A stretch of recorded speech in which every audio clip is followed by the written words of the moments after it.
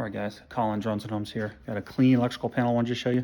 We don't always just look for the bad stuff, we look for the good stuff. This is a clean panel. First thing I noticed, there's no spackle on the boards. So often new homes are built, they put the electrical in and then they spray the spackle everywhere. It gets all over the electrical. They shouldn't do that. You can see here, it's a Siemens board with all Siemens circuit breakers. AFCI circuit breakers, those are the blue ones.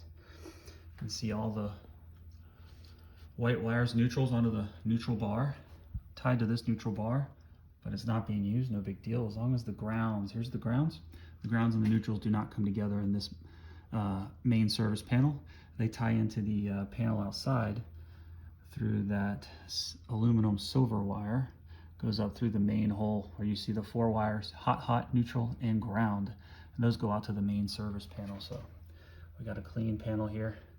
Real nice job from this electrician. Thanks guys. Drones and Homes, calls if you need inspection. 4-point per windmill.